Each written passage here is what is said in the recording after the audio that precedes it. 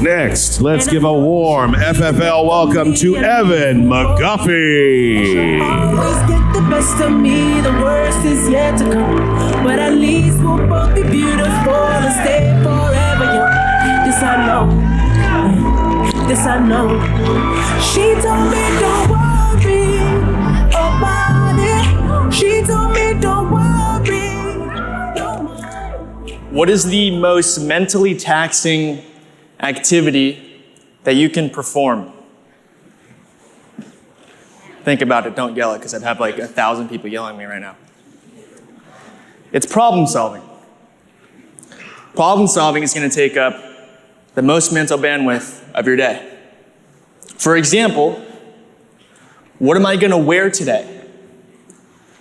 I got 99 problems. What I'm going to wear today should not be one of them, right?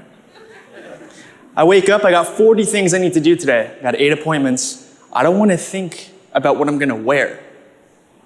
What's the best way to approach a problem? Preventing it from coming up in the first place. And how do we do that? Well, the way I did it, Evan, I promise to you that I'm going to wear a blue polo shirt with white horizontal pinstripes, khakis, and the same pair of shoes every single day. Boom. I don't have to wake up and think about what I'm going to wear today. I can reallocate that time and that mental energy to things that are, in my opinion, more important, such as overcoming objections and everything like that. If I take my time and my mental energy towards figuring out what I'm going to wear today, well, because we only have a limited amount of time and energy, then that has to, just based off of math, take away from everything else, from all the other mental bandwidth and the problems that I have to solve. Okay? So, figuring out what I'm going to wear right now, I think I did an okay job, but it's probably the first time that I've thought about it in the 9 months that I've been at Family First Life, which is really cool. Spend zero time on something that's pretty trivial as what I'm going to wear today. Clients have no idea. Your coworkers in your office might think that you're crazy or think that you're Bill Murray from Groundhog Day, but it's all good. All right? Now, that's not the sentiment of what I want to give to you guys. The principle here is that giving yourself a promise, promising to yourself, will save you a lot of mental bandwidth that has to go with problem solving. Okay? So the bigger picture here is,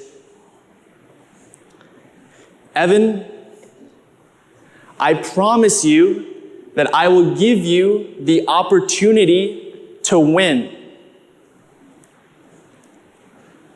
When I have to make a decision, I will choose the option that gives you the opportunity to win. Whether you win or not, that's okay. Whether you lose or not, that's okay. And that's the rubric that I use and that I've used over the past 9 months to get where I am. And you look at me here, I'm up on stage, I did something right, something's working, right?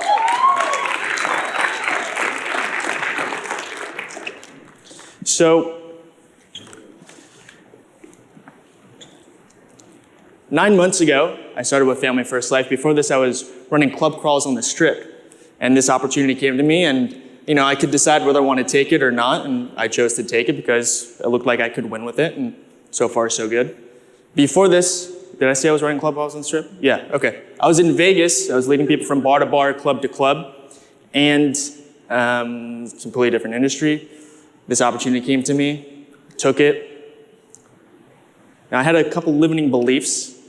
I've been working with Paul McLean, very awesome mentor, very challenging mentor, right? Give it up for Paul McLean.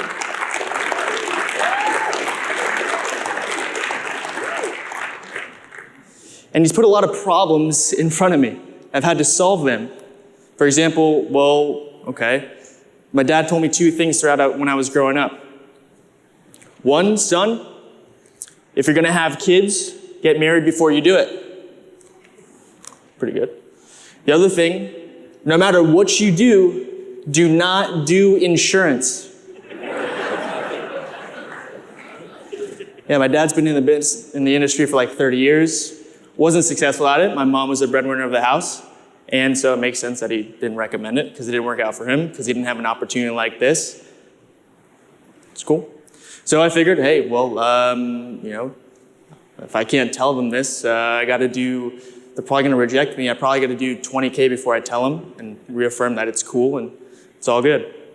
So I did that. So what I want to describe here is that I came from humble beginnings, or I came out of a hole. I've had to learn a lot. I've been faced with a lot of problems, a lot of decisions to make, as you guys, each and every single one of you have. Decision like, do I go all in? That's a pretty big decision, right? Paul McLean comes to me, he's like, hey, you might want to relocate. You know what? If you relocate, Evan, your business is going to blow up. Now I'm faced with a decision, as anybody in here would be if he told you that to you. Do I relocate or do I stay where I am? Now that could take up a lot of time, a lot of mental bandwidth. I could journal for days on end. I could dream about it, ask all my peers, everybody else. I promised myself, Evan, I'm going to give you the opportunity to win.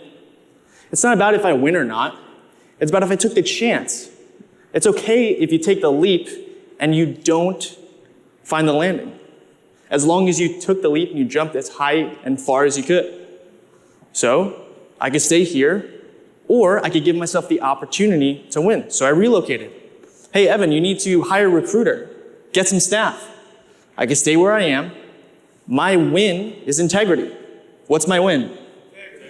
Hey, you guys are good listeners. The only way that I'm going to get there is if I give myself the opportunity. See, a lot of people, myself included, before I kind of figured this out, was stuck in a purgatory. It's not between winning and losing. The purgatory is not taking any action at all, right? That's the real, we're in a church, like hell, but that's where all the misery comes from. It's not if you win or lose. As long as you give yourself the opportunity to do so, everything works out. If you don't win, if the sky comes crashing down and falls on you, and you're laying there in bed, and you're gonna say, hey, I gave it a try. I gave it a hell of a try. You know what? I did it, and maybe it didn't work out. That's okay. You didn't leave anything on the table. But you went for it, and you gave yourself the opportunity, and that's a promise that you have to make to yourself. We're going to do it right now, okay?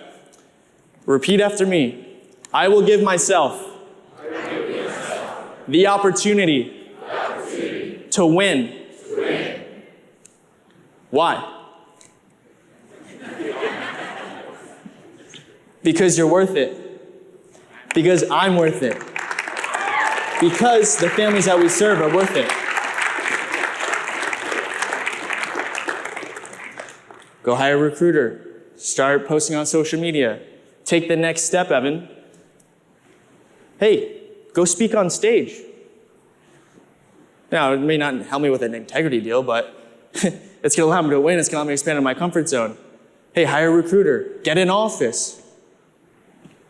Invest more in leads. I have the opportunity, or I have the decision to invest in leads.